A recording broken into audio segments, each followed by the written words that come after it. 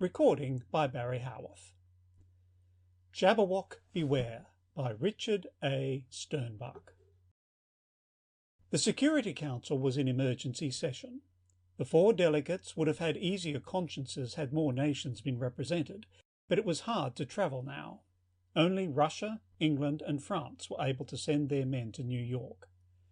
Sergei Moskov, USSR, presided unofficially. He wore a harried look and addressed them wearily. "To think, gentlemen, that it has taken circumstances like this to bring us into accord." The others said nothing. Overhead, above New York's stone and glass UN building that had been conceived in hope and wrought with faith, they could hear the whine of the patrolling ships. The delegates stared at the table in front of them.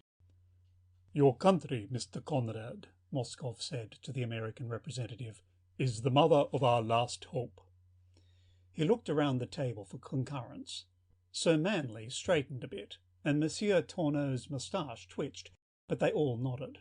What use national pride now? There was not much time anyway. Tonight. "He will be here?" Moskov asked. Conrad cleared his throat. He reached into his coat pocket and pulled out a slip of paper. Dr. Waters, sent an answer to our request," he read. "I take my vorpal sword in hand. Beware, Jabberwock, I come. Joe Waters." "The courage of youth," Sir Manley said, but he smiled. Moskov looked at his watch. "He should be here, then." "I am." They all turned at the sound of that voice, and rose as Joe Waters strode in. Just 30 years old, athletic, brilliant, he was accompanied by a wizened character in a baggy brown suit and crumpled felt hat. "Gentlemen," Joe said, and bowed. They all sat down. "A friend," he explained, indicating his companion. "Name of Mike." "Friend and buddy," Mike said in a whisky hoarse voice. "We thought you understood, Dr. Waters," Moskov said, eyeing Mike distastefully, "that this was to be a secret conference." Monsieur Tourneau, who had a sensitive nose, shifted his chair slightly away from the bum. Joe said, "I met Mike in a bar last night and he's been with me since. I like his unsophisticated point of view." "Bar?" Sir Manley exclaimed, visibly shaken. "Bar," Joe answered, "for the same reason I'm here now." He leaned forward.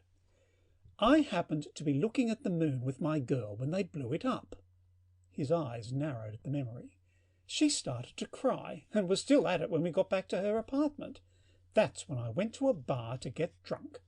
It's also one reason I'm here. When they take the moon away from lovers, it's the last straw."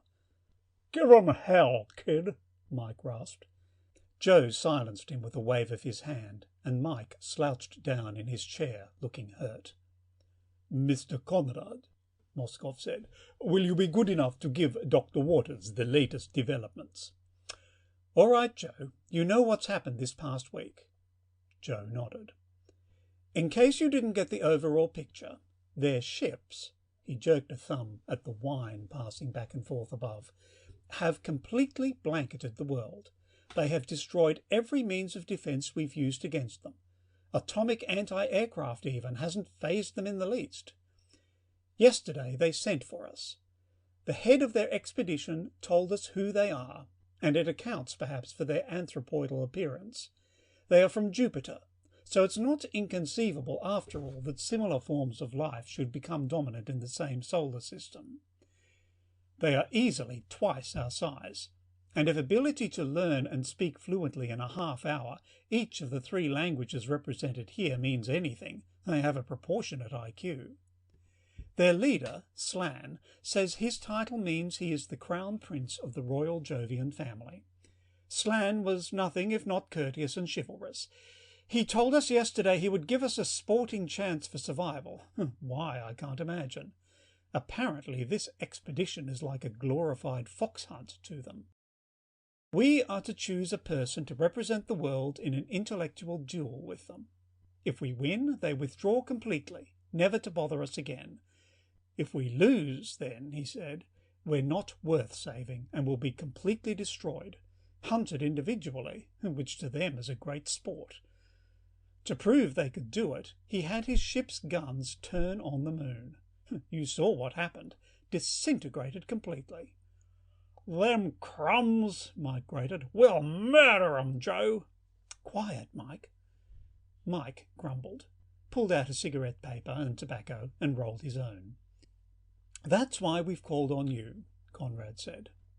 "Waters," Sir Manley said, "the world rests on your shoulders."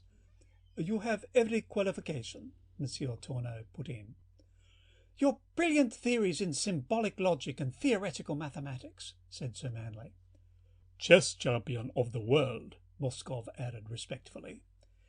"Your contribution to astrophysics," Conrad said. "And don't you guys forget, he won the decathlon when he was just a high school kid.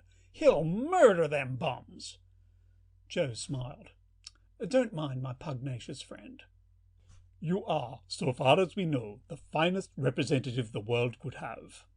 Moskov looked serious, and Joe became aware suddenly of the awful burden involved. What use intellectual ability or athletic prowess compared to Jovian standards? Wasn't there someone, even a science fiction writer perhaps, better qualified to handle a situation as fantastic as this? Apparently not.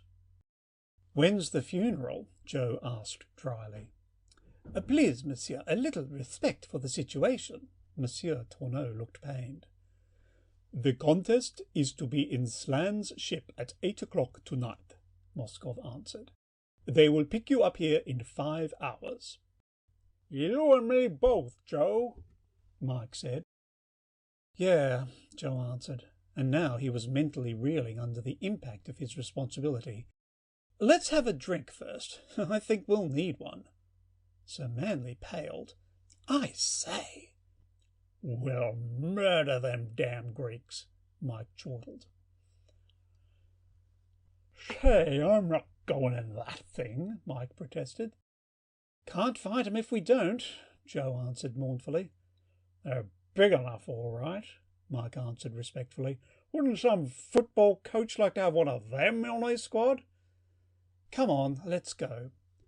Joe shoved Mike toward the waiting ship, at the door of which a behemoth of a figure waited patiently, watching with some apparent disdain as the two, arms around each other's shoulders, weaved unsteadily inside. Inside the ship, Joe took a long pull at the bottle Mike passed him. Strange, he thought, how an unforeseeable factor, upsetting life's routine equations, produces unguessed mental reactions. Until last night he'd never had a drink in his life. Then a little thing, like the moon being blown up. Aloud he quoted, "Yet what are all such mysteries to me, whose life is full of indices and surds? X squared plus 7x plus 53 equals 11/3. "What's that?" "Lewis Carroll," Joe answered, and wondered greatly at the vast amounts of liquor he had consumed in a short space of time. "Beware the Jabberwock, my son." And Joe Waters, the world's most brilliant human, passed out. They left Joe in the ship and dragged Mike before Slan. That gigantic figure sat in regal splendour at the end of a long corridor that ran the length of the vessel. On either side of Mike, as he stumbled toward the throne which seemed miles away, uniformed giants stood at attention. Had he stretched his arm, he might have been able to wrap a belt buckle. The sensation of being a pygmy increased as he approached Slan. Grouped around Slan, whose throne was on a platform several feet high, stood members of what seemed to be a retinue. They sneered and snickered as Mike drew near, and Mike had to strain his neck and blurred eyes to see. "Are you ready to begin?" Slan asked in a voice that nearly deafened Mike. "Well, murder you, you bums!" Mike answered belligerently.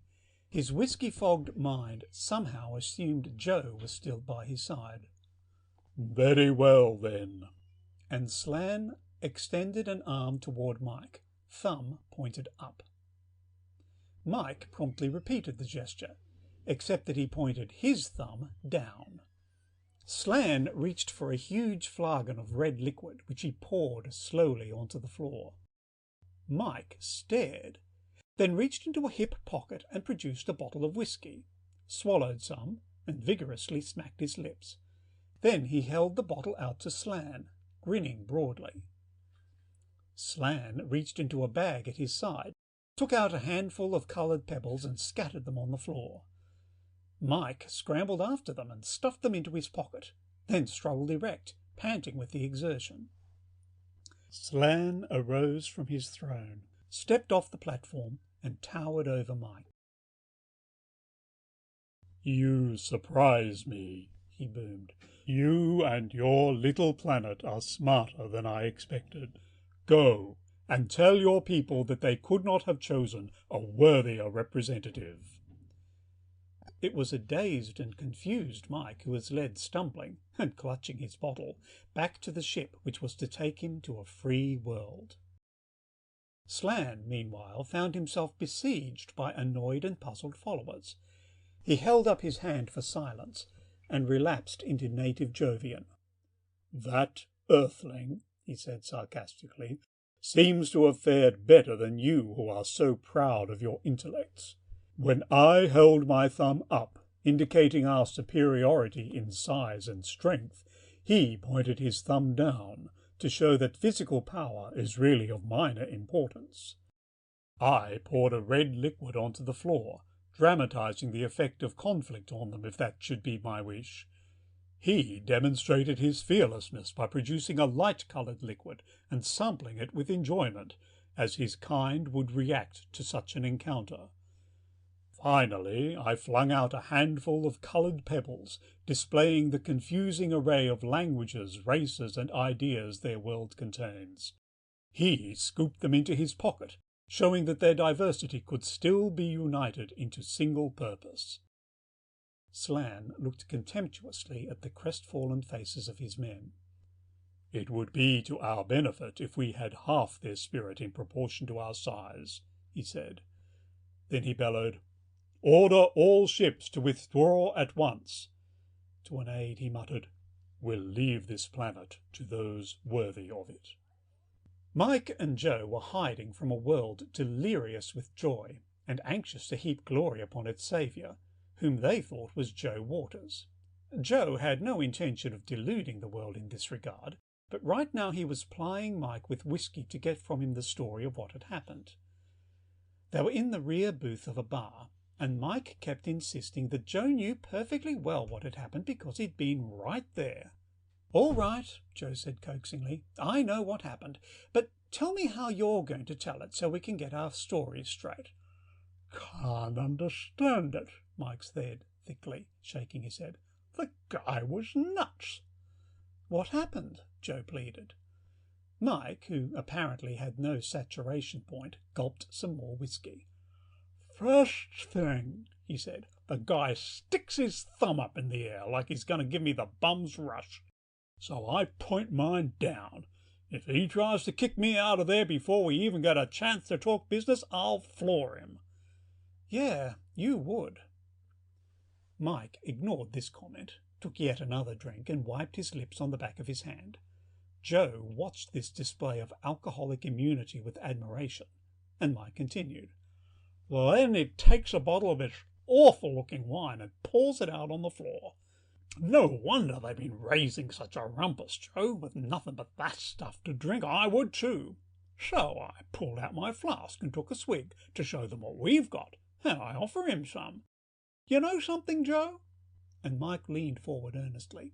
"When that guy saw the kind of stuff we drink, he got a new respect, 'cause he takes a handful of jewels and rolls them at me. Now, I don't look no gift horse in the mouth. I pocket 'em as fast as I can get my hands on 'em. I got the rocks with me. Here." He pulled out the pebbles Slan had referred to, and jewels they were. Fire shot from diamonds, rubies, emeralds, amethysts. Joe whistled. "We can use the money that stuff will bring." "Buy a liquor store?" Mike asked eagerly. "Finance the development and launching of an interplanetary expedition." Ah, what the hell do you want to do that for? They've got 11 moons, Joe said grimly, and all we want is one. End of Jabberwock Beware by Richard A. Sternbach. Recording by Barry Howarth, Brisbane, Australia.